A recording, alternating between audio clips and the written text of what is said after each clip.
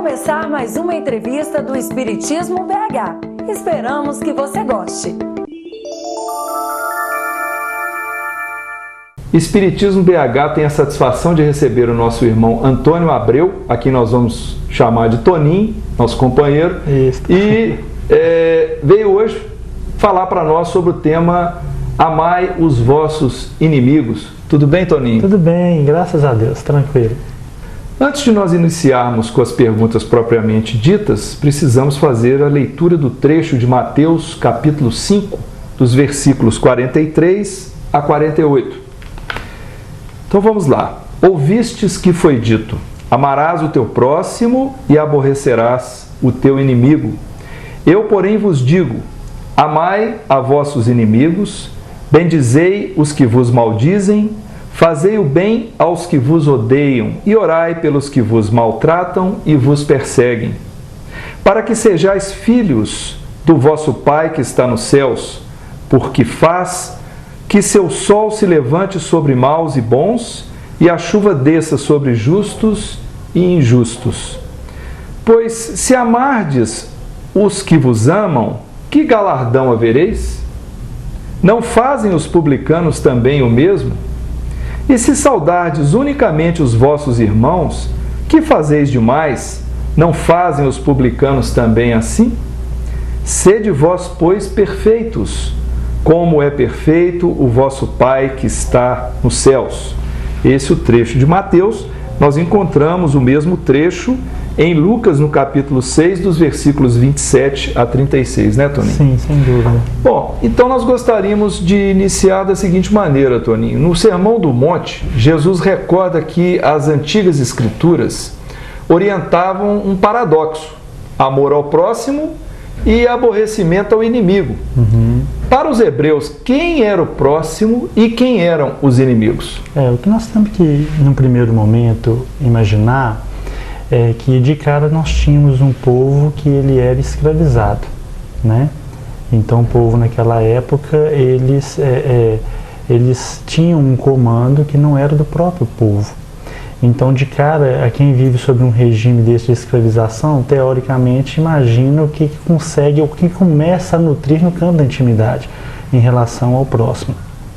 Quando a gente reporta o Antigo Testamento, nós vamos ter realmente algumas passagens aonde eles são convidados a amar o próximo realmente, e em relação a todos esses outros que de alguma forma os escravizaram ao longo do tempo, pudessem ser rejeitados e rechaçados. Então o que é que nós vamos ter? Uma conduta em relação externa, desenvolver pelo próximo algo que pudesse realmente afastar. E todos aqueles que eram da casta ou próximos teriam que ser valorizados e de alguma forma recebessem algo que fosse positivo no campo da intimidade, né? O amor realmente. Mas Jesus, de alguma forma, ele não veio destruir essa lei, porque todas essas relações ou todas essas referências que Jesus cita, ouviste o que foi dito, nós vamos encontrar lá atrás, no Pentateuco mosaico realmente, né? Aí o que acontece?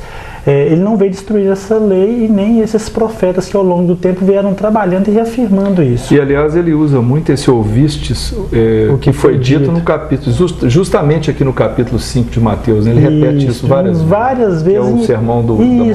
E em vários aspectos também. Mas o mais importante para nós hoje é imaginar como que isso nos nutre hoje na atualidade. Porque sair do campo externo, periférico, para aquilo que você declarava em nível externo, para algo que você começa a trabalhar no campo da intimidade, é o nosso grande desafio. Quando você ouve lá, ouviste o que foi dito, não cometereis adultério, né? Eu, porém, vos digo que aquele que atentar numa mulher para cobiçar, já em teu coração cometeu adultério com ela. A gente parte do campo periférico do cometer adultério para o campo de pensar ou de intencionar. Então, com Jesus, realmente a proposta ela deixa de ser aquela proposta externa, física, das ações, das flores que embelezam, mas para os frutos que realmente alimentam. Então é sair do campo periférico para adentrar o campo da intimidade, do sentir. Ouviste o que foi dito, não matarás, que qualquer que matar será réu de juízo. Então antes você tinha que ter um ato externo, tirar a vida do outro. Eu, porém, vos digo, Jesus aí vem lançando luzes, eu, porém, vos digo que aquele que sem motivo tiver cólera do seu irmão, né, será réu de juízo. Então, antes eu matava para ser réu de juízo, agora eu sinto a raiva, já estou sendo réu de juízo, visto que esse tribunal está em nível consciencial. E aquele que lhe disser raca será réu de sinédrio, o que lhe disser louco será réu do fogo do inferno. Isso levado à análise das palavras ou das expressões de forma minuciosa, nós vamos perceber que cada expressão traz os seus valores, né? E uma proposta como essa: ouviste o que foi dito, amarás o teu próximo e aborrecerás o teu inimigo, né? Eu, porém, vos digo, amai os vossos inimigos, bendizei aqueles que vos maldizem, fazei bem aos que vos odeiam e orai pelos que vos perseguem e maltratam de alguma forma. É uma proposta realmente inovadora, né? Sem destruir a lei, mas lançando luzes. Então Jesus ele faz isso com muita propriedade, abrindo a nossa mente para algo que realmente é novo. E ainda hoje a gente nota as dificuldades. Que se no primeiro momento parecia que falar para o povo hebreu, nós notamos que ele está falando para nós no campo da intimidade. Se isso aqui era complicado, né, é complicado para nós hoje, imagina naquela época, 2000 anos atrás. Né? Sem dúvida. Então nós notamos que tem muita coisa ainda a ser vencida. Na atualidade, o texto nunca foi tão atual, nunca foi tão necessário, e aí a gente tem que, nesse processo, perceber o que estamos sentindo. Se estamos agindo no campo periférico das ações externas, como os fariseus, né, que eles faziam de forma externa para que o povo pudesse perceber e ver, mas traziam uma intimidade altamente complicada, né? Eles eram bons pais de família, eles jejuavam, davam suas ofertas, cumpriam com as suas obrigações, guardavam o sábado, se limpavam para se alimentar, mas Jesus observava e falava: sepulcros caiados. Por fora está tranquilo, mas no campo da intimidade está complicado. Toninho, para os judeus, o amor ao inimigo, então, foi um ensino chocante? Ah, sem dúvida. Ao ponto de falar assim, nós temos que eliminar com isso aí, porque o preceito dele não faz o mínimo sentido para nós, né? Realmente não faz sentido. E volto a dizer, se para nós hoje é chocante pedir para amar o inimigo, imagina naquela época, né?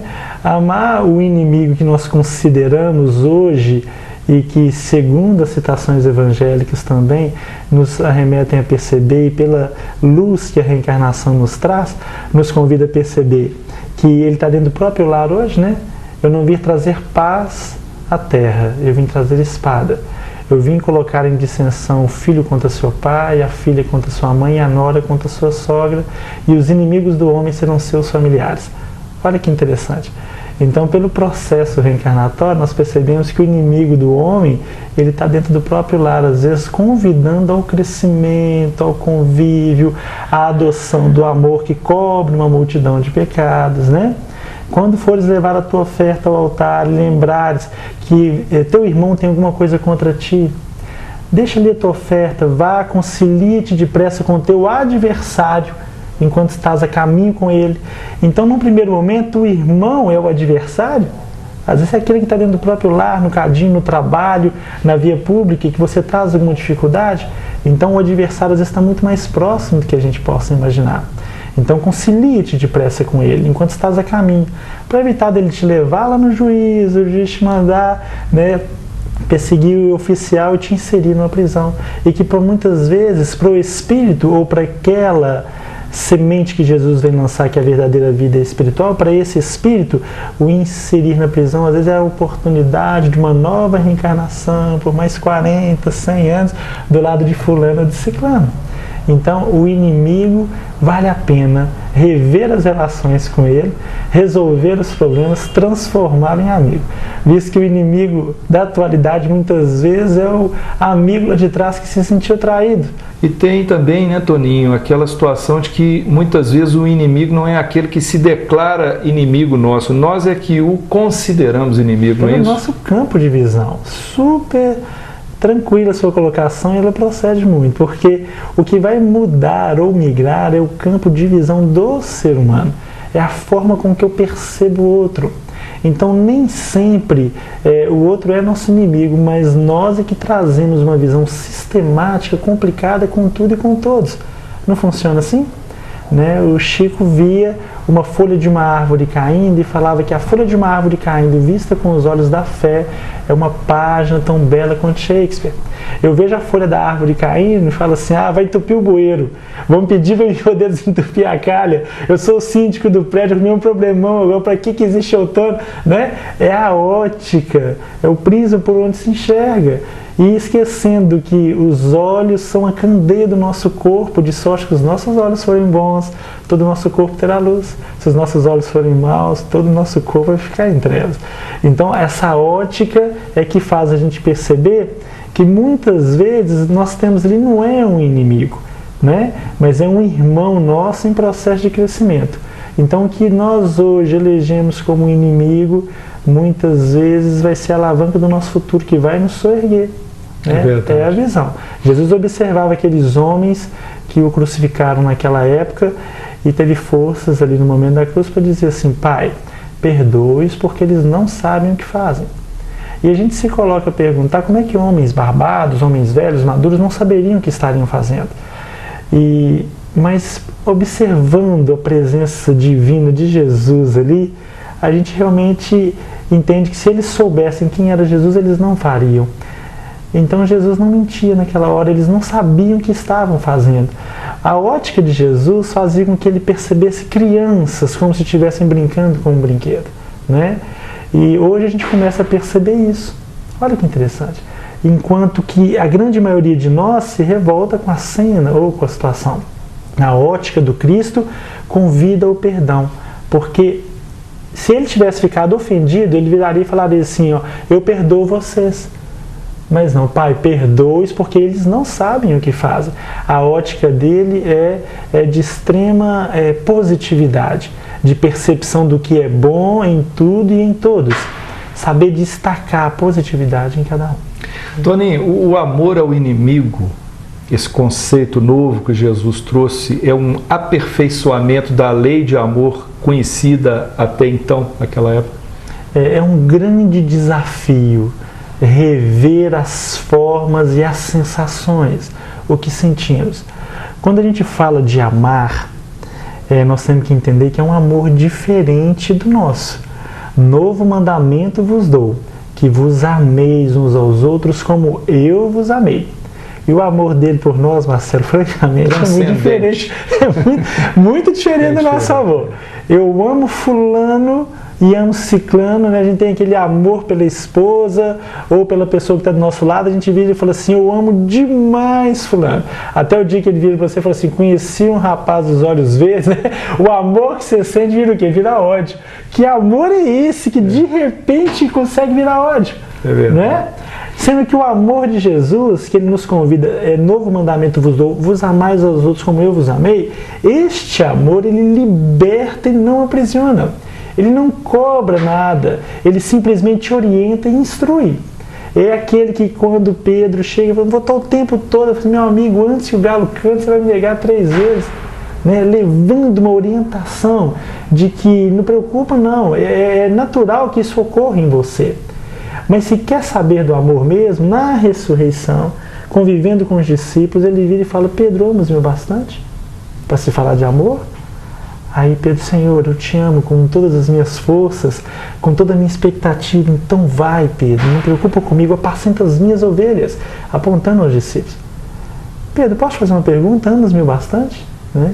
Pedro não entende, tinha acabado de responder, fica meio assim, Senhor, eu te amo muito, com todas as minhas energias, com toda a minha força, já te respondi, mas falo novamente. Então vai Pedro, não foque em mim, apacenta as minhas ovelhas.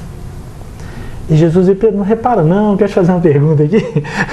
Amas-me bastante? Aí Pedro se entristece. Fala, Senhor, eu te amo. Eu não sei qual a sua intenção, mas te amo muito. Então vai, Pedro, e apacenta as minhas ovelhas. Negaste-me lá, mas eu não me preocupo com a tua negação. Porque o meu foco era o próximo, o crescimento do outro. mas você agora faça o mesmo, apacente as minhas ovelhas, que você vai estar me amando. Então o amor de Jesus não é aquele que pede nada em troca, é diferente do nosso, né? A gente geralmente investe o nosso amor para receber algo em troca. Nós vamos ver isso na passagem. Para que sejais filhos de vosso Pai Celestial, que façam que o seu sol se levante sobre maus e bons, e a chuva desça sobre justos e injustos. O nosso sol é a nossa energia, é aquilo que nós podemos ofertar de melhor. Geralmente o nosso sol ele é destinado para aqueles que a gente considera, não é? Então eu chego na casa espírita, eu vejo fulano, eu vejo aquela pessoa que eu gosto, eu vou lá cumprimentá-lo primeiro. Aquele que eu não conheço, eu nem chego perto, não é assim? O Pai faz com que o seu sol se levante sobre maus primeiro e depois os bons. O meu sol é destinado só àqueles que eu considero bons. Olha que interessante, né? Então buscar, focar e fazer com que o outro se promova, que o outro se cresça, isso é amar. E às vezes este é aquele considerado socialmente como nosso inimigo. Então nós temos que desenvolver por ele algo que possa nutrir, fazer crescer, fazer soerguer, para que o mundo se transforme realmente num mundo melhor. Toninho, parece que tem alguém muito feliz com a sua presença aqui, estão soltando umas bombinhas aí na rua e foguetinhos, né? Mas vamos prosseguir então. Vamos caminhar. Olha, nós notamos nesse trecho uma gradação. Sim. Porque Jesus coloca o seguinte: fazer o bem ao que te odeia, abençoar o que te amaldiçoa, orar pelo que te difama ou persegue. Isso. Então, essa prática do amor ao inimigo, ela pode ser feita em etapas? Sim, é necessário, mas para isso tem que haver uma conscientização e um entendimento por parte daquele que se habilita a abraçar uma proposta nova, que nós vamos chamar aqui da proposta crística, que é a representação do Pai aqui. Então, quando Jesus veio, na realidade, ele não fez nada por vontade própria, ou que lhe era próprio. A vontade dele era a vontade do Pai aqui na Terra. Então, várias vezes perguntavam, ou então chegavam e falavam assim: bom mestre, por que me chamas bom? Bom só tem um, que é nosso Pai que está nos céus. Nem o título de bom ele aceitava, mas aceitava o título de filho do homem. Filho do homem é a representação do homem num grau evolutivo mais transcendente, ou mais positivo. O filho ele é a evolução do homem, né? Então, quando ele vira para os discípulos e diz assim: quem dizem os homens ser o filho do homem? Eles dizem: uns dizem que tu é Elias, ou João Batista, um dos profetas. Mas e tu o que dizes? Tu és o Cristo, Filho de Deus vivo, que é o tema da nossa observação. Para que sejais filhos de vosso Pai que está nos céus. Né? Então, se o objetivo final era estar aqui encarnado ou não, mas como filho do Pai, não é? É sair da condição de servo e abraçar a condição de filho, de herdeiro. Aquele que aceita com naturalidade a condição de honrar pai e mãe. Então, não mais aquela condição de estar ali por servidão, por temor, mas por amor. Então, migrar é importante. Jesus virava para os discípulos numa gradação e dizia assim: eu já não vos chamo servos, mas amigos, porque o servo não sabe o que faz o seu senhor. Eles não eram filhos ainda, mas já eram amigos. Visita a casa do pai, conhece, sabe o que o pai gosta, não consegue habitar ali e morar ali, mas já é amigo. Mas ele ensinava que o ideal é ser filho. E para ser filho, tem que ter um colóquio, um convívio com todos os irmãos de forma diferenciada. E aí não vai caber distinção, não vai caber nenhum tipo de separação. Então na oração dominical, Pai Nosso que estás nos céus, envolver a todos em humanidade sem nenhum tipo de aspecto preconceituoso. Independente se ele está na delinquência ou às vezes na ignorância, é meu irmão. E eu tenho, às vezes não que aceitar as suas ações, mas é importante que eu o aceite. Então, posso ir contra as ações, mas não posso ir contra o meu irmão. O que eu posso fazer para promovê-lo? Aí é que entra a gradação que você citou. Vão ter aspectos no processo que eu não posso ficar sobre o jugo, nem de pancada, nem de complicação, mas é importante que eu reaja de forma positiva com os valores que eu já possuo.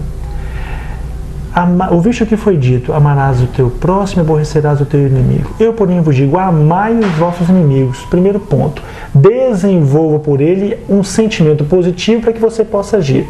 Bem dizer que eles vos maldizem, é um processo relativamente tranquilo. Fulano fala mal de você, você começa a falar bem dele. Mas, Toninho, como é que é isso? Falar bem de uma pessoa que está falando mal? Falar mal não arranca pedaço.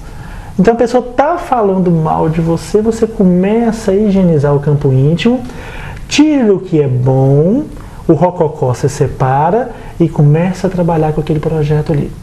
Ali, depois, bem dizer aqueles que vos maldizem, fazei bem aos que vos maltratam ou de alguma forma te persegue, começa a levar a positividade.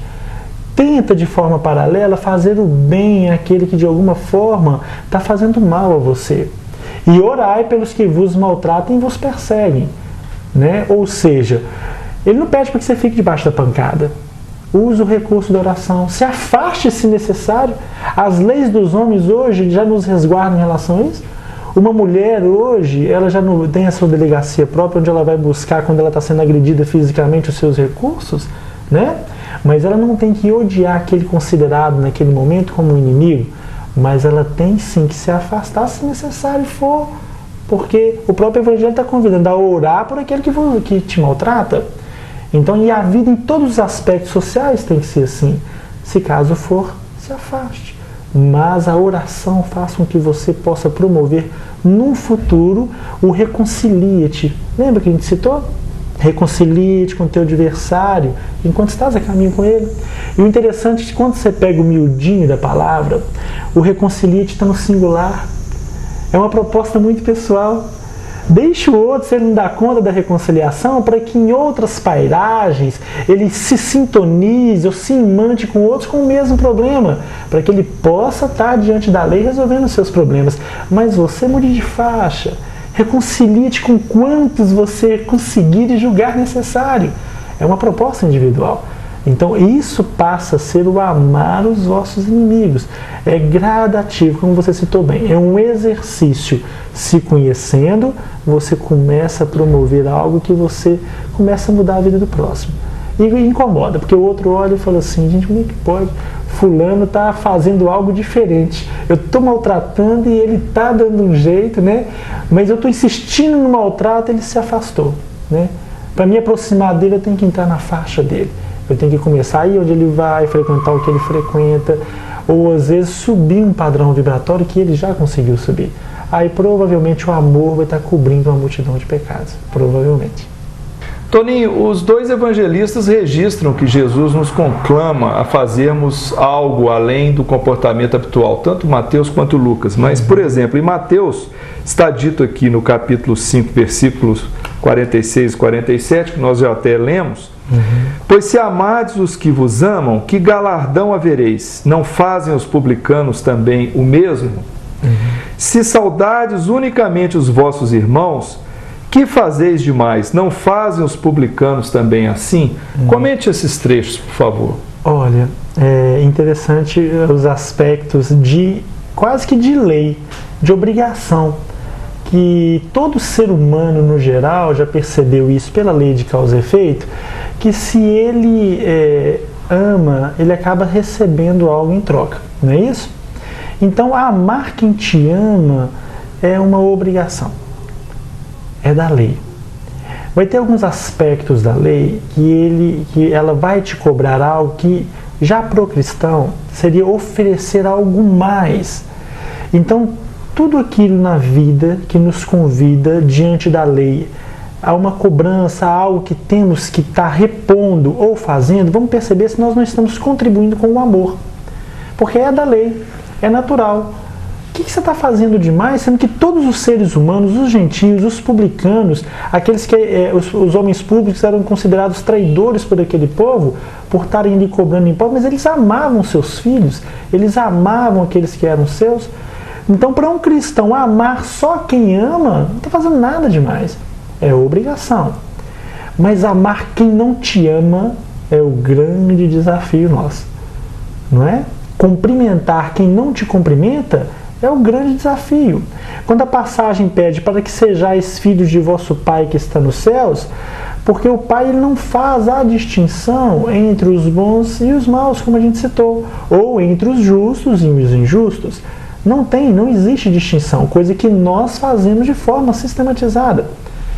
Então, começar a desenvolver o amor por aqueles que a gente julga não serem positivos ou que são às vezes inimigos, é o nosso grande desafio realmente.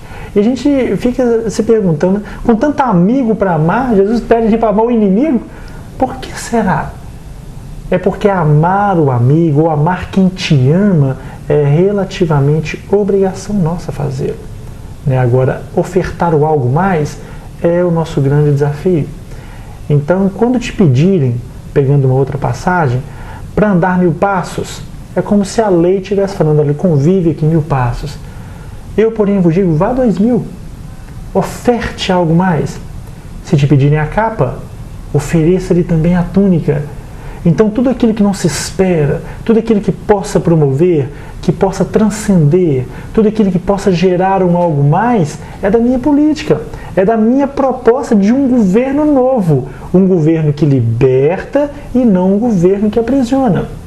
Então, geralmente as nossas cobranças, nas nossas relações, existem essas cobranças. Mas depois de tudo que eu fiz por você, esse paga que você me dá? Isso não acontece? Por quê? Porque tudo aquilo que fazemos, infelizmente ainda, é pautado em balanças de troca, não é? Sendo que a grande proposta agora é parar de falar em nosso nome para falarmos em nome de alguém que veio trazer vida e vida com abundância. E a partir do momento que começarmos a gerar para o próximo essa oportunidade de uma vida diferente, vamos descobrir que a coisa funciona de forma diferente também. Então, não tem como eu estar pautado pela lei e ofertar só o que a lei me pede e conseguir me alimentar hoje. A proposta hoje é falar em nome de uma carta nova. Falar em nome não mais desse coletivo, mas falar em nome de um todo, mas com uma mensagem única. Olha que interessante, Paulo falava assim, vós sois, no plural, a carta de Cristo, que é uma carta única. Vós sois, no plural, a luz do mundo, uma luz única. Vós sois o sal da terra. Então é o Toninho parar de falar só de si, preocupar só consigo, para poder preocupar com quem está em volta, se está todo mundo se beneficiando, se está todo mundo crescendo e recebendo também. Então o momento vai chegar nessa proposta que talvez a gente se surpreenda com aquelas palavras, já não sou eu quem vivo, mas o Cristo que vive em mim. Né? Porque Jesus falou assim, se me amardes, guardares os meus mandamentos, eu e o Pai viremos e faremos nele morada. Ser a morada do Pai, ser a morada do Cristo, vai ser para nós uma grande honra. Mas aí a gente tem que começar a se anular para que ele cresça, para que ele possa surgir nas nossas ações. Não buscando evidência, porque em momento algum ele fala de si. Imagina se ele viesse falar dele, Jesus. Ele fala do Pai que lhe enviou, é a vontade do Pai. Então, amar nesse aspecto com profundidade é começar a perceber que existe muita alegria nessa proposta, muita positividade. E nós vamos encontrar no Evangelho, nessas palavras, esses primeiros ensaios. É uma proposta de parar, analisar as nossas reações e, diante das nossas reações, diante dos fatos da vida, perceber que temos que começar a mudar. Não é? Por que eu fiquei nesse estado? Olha, eu fui orgulhoso, a vaidade está toda aqui comigo, e de posse desses recursos e trabalhando isso, fazendo acalentar esse homem velho, adormecer, para que esse homem novo possa surgir mais humilde, menos egoísta, menos vaidoso, menos invejoso, para que a coisa possa fluir com tranquilidade. Né? Mais ou menos por aí. No capítulo 6 de Lucas, no versículo 35, há uma promessa de Jesus. Ele diz, será grande a vossa recompensa e sereis filhos do Altíssimo. Que recompensa é esta? Olha, na realidade seria a recompensa da própria vida e de se tornar herdeiro realmente. Você sair daquela condição periférica daquilo que te escraviza para algo que te liberta. Muitas coisas que julgamos possuir na realidade nos possuem. Isso acontece com muita naturalidade na vida. Nós tivemos um exemplo muito interessante de uma companheira uma vez que estava contando o caso que ela estava trabalhando próximo ao local, ela viu um jardim muito bonito e ela queria pegar uma muda de uma planta para levar para casa. E ali ela chegou, pulou a grade daquele prédio ali assim e foi lá naquela plantinha e pegou a muda. Aí a moça que estava no primeiro andar chegou na janela e falou assim: "Ô dona, para aí, o que é isso? O que você está pegando essa muda aí? Pegando essa planta aí?" Ela falou assim: "Não, é só uma mudinha para eu poder plantar no meu jardim." "Não, mas só pediu para quem?" "Eu pedi para o dono." "Mas quem que é o dono?" "É o pai." "O nosso pai é o dono." A mulher olhou e ela falou com tanta autoridade, falou assim: "Senhora, desculpa, com essa aí não vou mexer."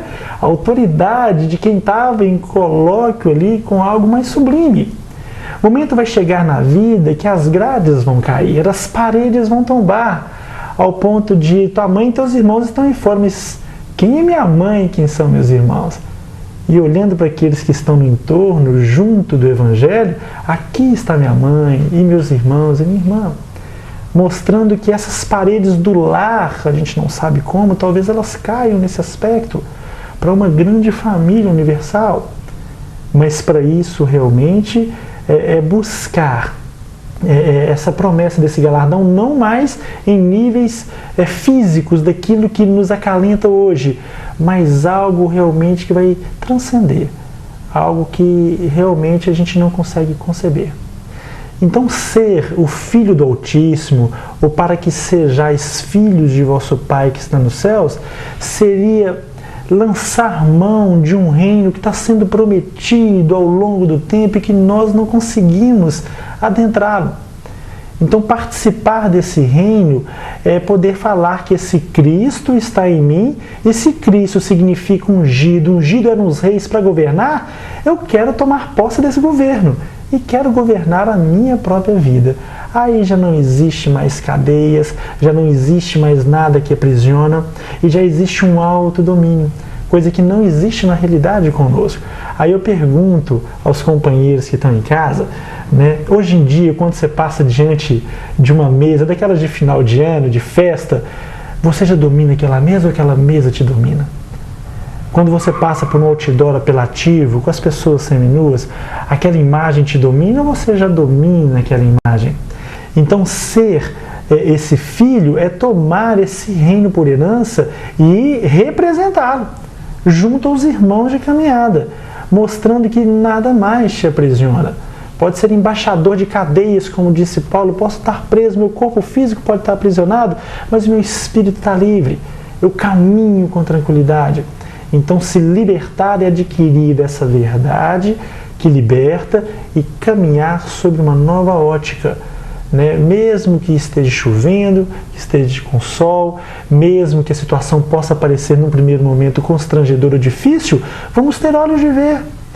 Uma vez uma companheira chegou para o Chico, e muito desesperada na casa espírita que ela frequentava junto com o Chico, e falou do desespero dela, que o filho dela, muito novinho, tinha desencarnado porque a funcionária dela tinha deixado a criança cair. E o Chico naquela hora chorou com aquela mulher e tal, e o tempo passou, e depois de alguns meses ele viu ela entrar na casa, acompanhava a sua presença. Depois de bastante tempo ele viu ela feliz na casa espírita e virou para ela e falou assim: "Companheira, como é que estão as coisas?" "Ah, graças a Deus, consegui perdoar a moça e estamos caminhando bem." Aí o Chico virou para ela e falou assim: "Então é hora de eu te perguntar, você já agradeceu ela?" "Mas agradecer a ela? Mas agradecer de quê? Sua criança iria desencarnar naquela idade, com um aninho. Mas imagina se fosse pelos seus braços que ela caísse." A companheira estava ali para aliviar. Cobrança familiar, cobrança social, os vizinhos.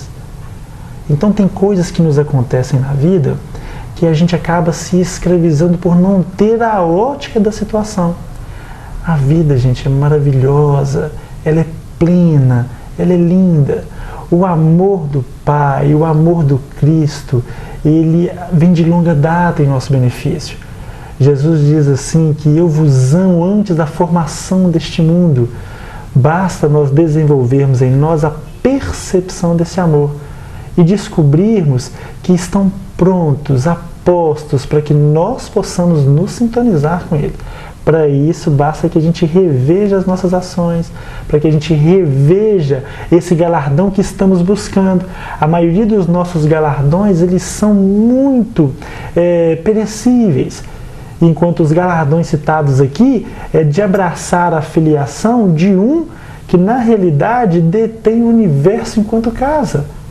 Ser representante desse companheiro é um grande desafio nosso, porque se ele é amor, amar é conosco.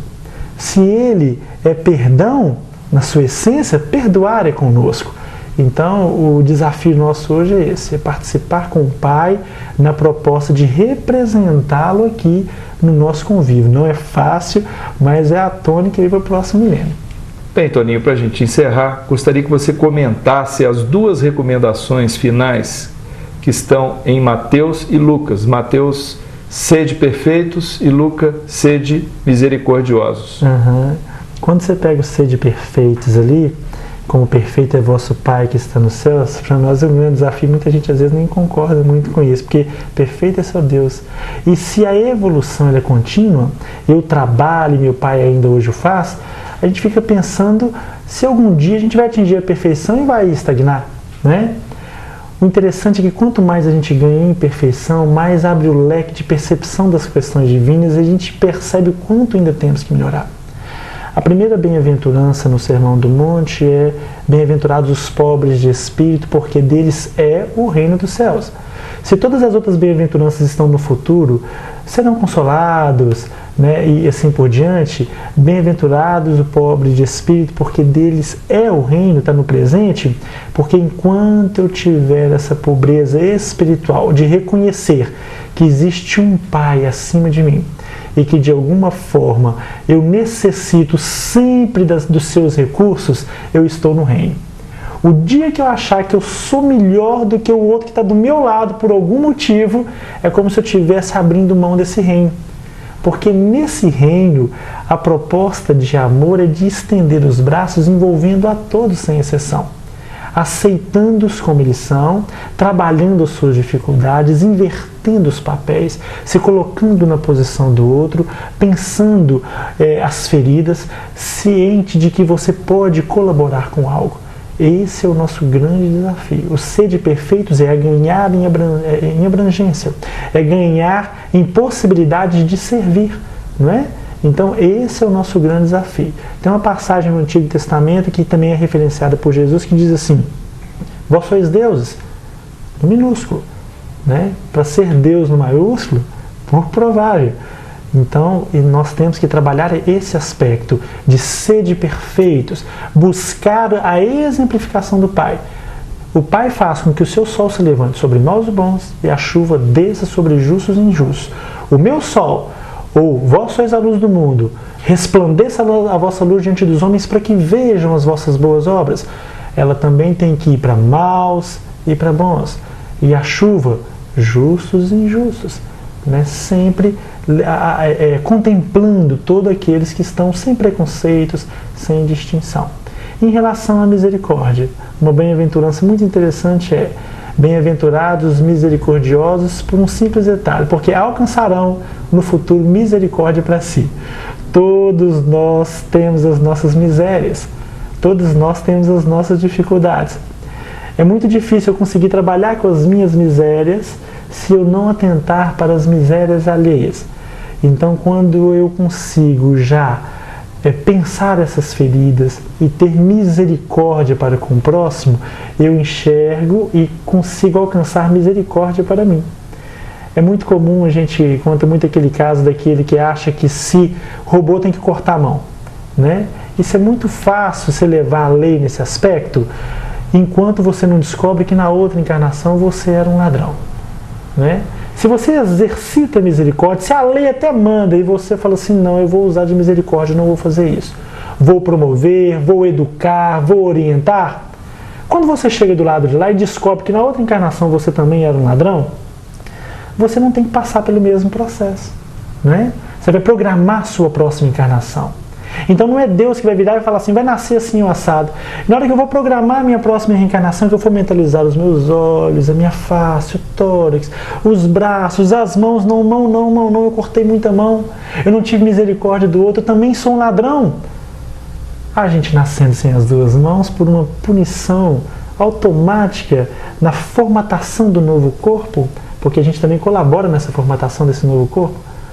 Agora, nas linhas da misericórdia, eu perdoei, eu tive misericórdia com o outro, eu vou alcançar a misericórdia para mim. Então, para que a gente possa alcançar, vamos começar a exercitar misericórdia com o outro. Mais ou menos por aí. E não deixa de ser um grande passo na escala do processo do amai os vossos inimigos. E descobrir que a grande maioria deles está no campo da nossa intimidade.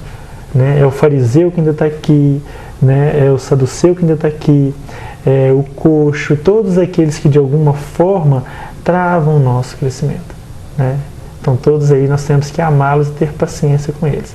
Muito bem, então nós agradecemos a presença aqui do Toninho, né? O Antônio Abreu, e é isso aí, Toninho, muito obrigado pela sua entrevista. Nós aqui agradecemos e pedimos muito ao Pai, ao nosso Mestre Jesus, que esse trabalho que você faz com muita propriedade, com tanto carinho que a gente teve a oportunidade de perceber aqui, possa crescer, ganhar em abrangência, que aqueles que estão em casa possam chamar realmente os amigos, indicar os outros colegas, às vezes mandando um simples e-mail, que a gente sabe que isso aí vai auxiliar muitas pessoas. A gente fica muito feliz com esse trabalho. Que Jesus possa ampará-los.